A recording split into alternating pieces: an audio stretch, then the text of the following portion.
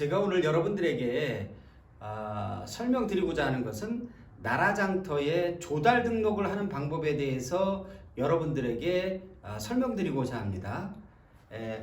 이 나라장터의 조달 등록하는 방법은 이 기본적인 단계가 있고 그 다음에 그 우수 제품으로 등록하는 그런 것들이 이제 대표적입니다. 물론 이제 마스라고 하는 것도 있긴 한데 이것은 제가 추후에 다시 다른 강의에서 말씀드리기로 하고요. 그러고 보니까 제 소개를 빠뜨렸는데요. 저는 주식회사 특허와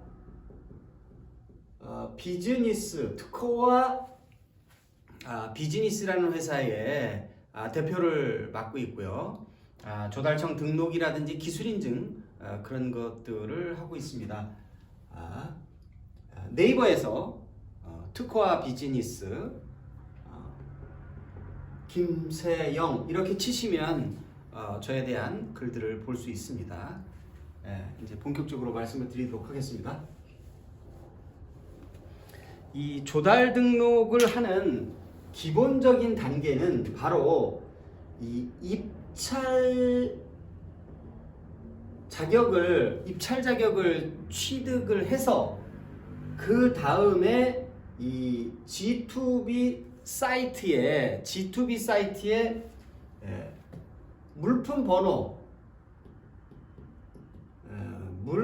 번호를 취득하는 그런 것이 이제 기본적인 그런 절차입니다.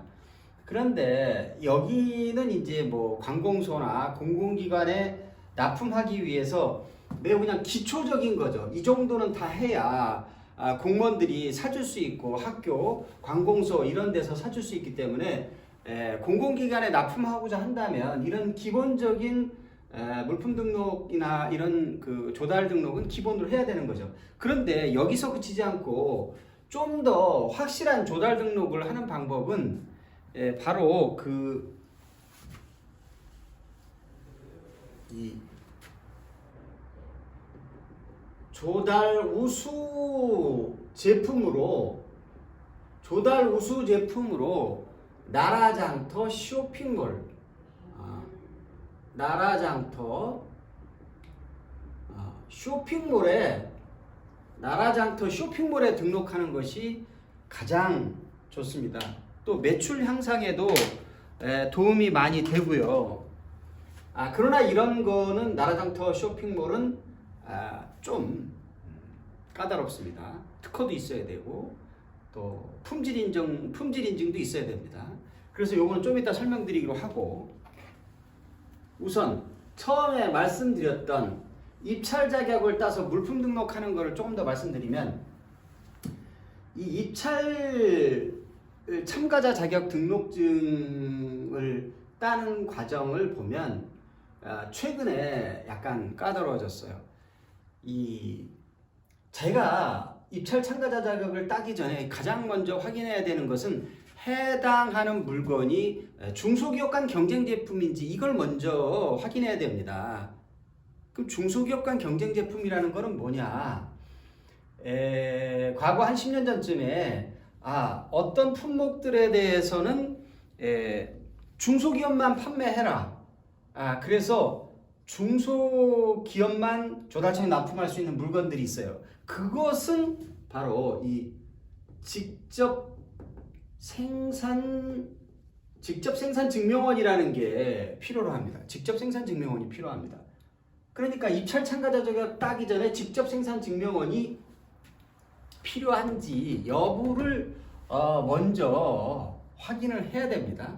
그런 다음에 해야 되고요. 또 하나 이제 기본 단계에서 질문 많이 하는 게 OEM 방식으로 하는데 이거 되느냐, 이거 많이 물어보세요. 근데 OEM 방식도 보면 할 수 있어요.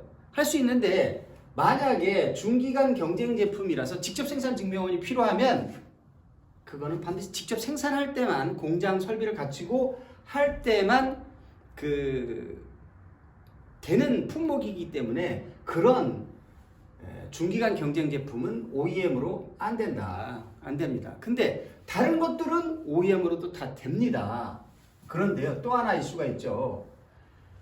OEM으로 생산을 해서 하더라도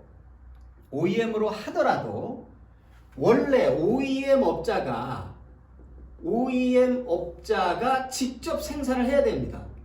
다시 말해서 나는 OEM으로 하더라도 원래 생산하는 사람은 직접 생산을 해서 물품 등록을 해야만 가능하다는 거죠. 입찰 자격을 딸 수가 있다는 겁니다.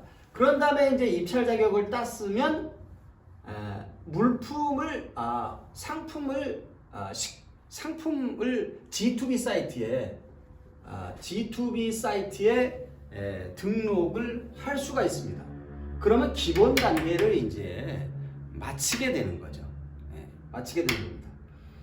자, 이제 여기 기본 단계에 대한 물품 등록을 해가지고는 그래도 이제 관공서 영업을 할 수 있고 공무원들이 이제 아니면 공공기관에서 살라는 거를 생각할 수도 있는 거예요. 그러나 좀 더 강한 매출 효과를 얻기 위해서는 바로 이 우수 제품으로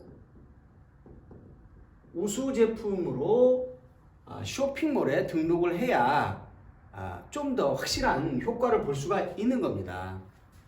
자, 근데 그러면 이제 우수 제품에 대해서 여러분들에게 우수 제품으로 쇼핑몰에 조달 등록하는 그런 것을 조금 설명을 해드리도록 하겠습니다. 근데 이제 우수 제품 등록을 하기 위해서는 첫째가 특허가 있어야 됩니다. 특허가 필수적으로 있어야 됩니다. 특허가 가끔 질문하시는 분들이 있어요. 뭐 누구는 특허가 없이도 우수 제품 등록했다고 그러는데 뭔 소리냐? 이런 말씀하시는 분들 많은데 현재 조달청에서 우수 제품을 검색할 수가 있고요. 우수 제품이 한 1000개 회사, 대략 1000개 회사들이 되는데 특허 없이 되는 회사들 리스트에 없습니다. 그러니까 안 됩니다. 특허를 먼저 확보하시고요. 그런 다음에 해야 되는 게 품질 인증입니다. 품질 인증. 그래서 품질 인증과 특허를 가지고 조달우수 제품을 신청하게 되는 거죠. 근데 이제 품질 인증은 또 뭐가 있느냐? 품질 인증은 대표적으로 성능 인증이 있고요. 성능 인증은 EPC 인증이라고 하기도 하고요. 이걸 EPC 인증이다 이렇게 하기도 해요. 그런 다음에 또 이제 NEP 인증이 있죠. NEP 인증, 신제품 인증이 있습니다. 근데 가끔 오해하시는 분들이 NET 신기술 인증으로도 도전할 수 있느냐 이렇게 물어보는 분들이 있는데 신기술 인증으로 신청은 안 됩니다. 별도의 품질 인증을 따야 됩니다. NET도 품질 인증을 별도로 따야 됩니다. 그러니까 착오가 없으시기 바라고요. 그 다음에 또 있는 거는 K마크라고 또 있고요. 그 다음에 고효율 인증도 있고요. 또 환경마크, 기타 몇 가지가 더 있습니다. 근데 대부분 60 조달우수 제품 업체의 한 60%가 성능 인증으로 되고 NEP가 한 10%, K마크가 10%, K마크가 한 10% 정도, NET도 한 10% 정도 되지만은 결국은 다른 품질 인증을 따서 도전한 경우라고 보시면 됩니다. 근데 이제 대표적으로 성능 인증을 많이 하고 있죠. 그래서 이제 대략 총괄적으로 이렇게 말씀드렸고요. 두 번째 방법, 우수 제품 등록. 나머지 또 조달 등록하는 방법이 또 하나 있죠. 또 하나가 있긴 한데 이거는 이제 뭐 마스라고 하는데 다수 공급자 계약이라고 하는데 그거는 다음 시간에 한번 말씀드릴 기회가 있을 거고요. 우선 오늘은 조달 등록을 하려면 기본 단계가 있다. 그거는 입찰 참가자 자격을 따서 물품을 등록하자. 그러면 기본적인 게 되기 때문에 기본적인 영업을 할 수 있고 담당 공무원들에게도 사는 걸 고려할 수 있다. 다시 말해서 이거는 뭐냐? 조달청 DB에 자기 입찰 참가자 자격을 따고 물품을 올려놓는 거다. 이것도 중요하다. 근데 더 확실하게 하는 방법은 우수 제품으로 쇼핑몰에 등록하는 거다. 근데 우수 제품으로 쇼핑몰에 등록하는 방법은 특허와 품질 인증이 있어야 된다.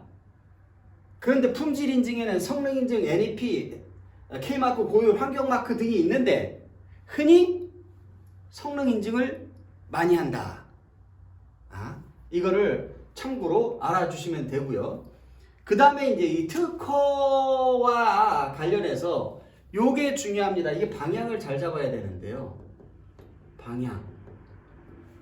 이 특허의 방향을 잘 잡으셔야 됩니다. 그래서 이 특허의 방향을 어떻게 잡아야 될지에 대해서 제가 쓴 책이 있습니다.